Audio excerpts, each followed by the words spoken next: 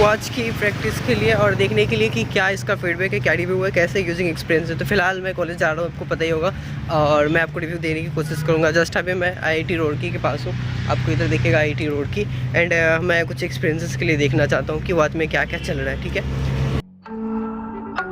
यहाँ पे जो कॉलिंग का एक्सपीरियंस है, जब कॉल आएंगे तो आप म्यूट कर सकते हो या फिर कॉल को रिजेक्ट कर सकते हो। यही आप मुझे देखने को मिला है फिलहाल। एंड नेक्स्ट आपको जो देखने को मिलेगा वो है कि अगर आपके पास जो ऐप से कनेक्टेड है फ़ोन के साथ आपका, तो मैसेज के नोटिफिकेशन आपको मिल जाएंगे ईजिली।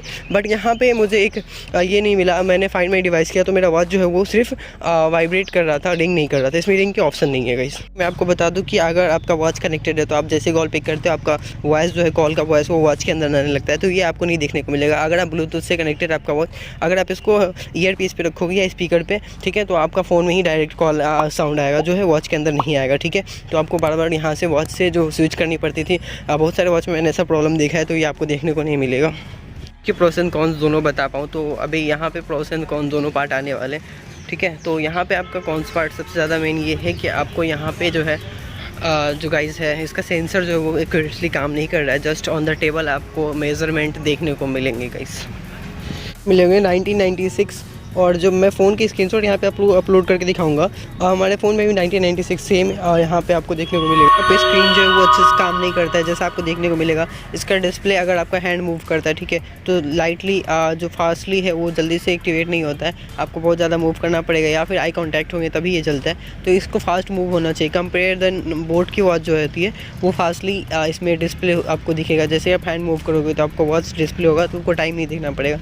वरना स्मार्ट वॉच है और इसमें फ्लैश लाइट नहीं होती, मतलब कि डिस्प्ले ऑन नहीं होता, तो वॉच आपको दिखेंगे, टाइम नहीं देख पाओगे, ठीक है। वाटर रिमाइंडर का जो फीचर्स मिलता है वो फीचर्स अच्छे से काम नहीं कर रहा है यहाँ पे वाटर रिमाइंडर मुझे एक बार भी नहीं मिला, जबकि मैंने ना इसको एक्टिवेट करके रखा है, लेकिन मुझे वाटर रिमाइंडर एक बार भी देखने को नहीं मिला अभी तक। स्टेप काउंट के तो जैसा आपको मेरे वॉच के ऊपर देखने को मिलेगा, सेम यही स्टेप काउंट जो है मेरे फ़ोन के ऊपर है। मैं आपको स्क्रीनशॉट लेके दिखाता हूँ। सारी कुछ बता चुका हूँ आपको, ठीक है। फिर भी जो कुछ बच गए थे मैंने ट्राई किया कैप्चर करने का, ठीक है। फिर मिलते हैं नेक्स्ट वीडियो में।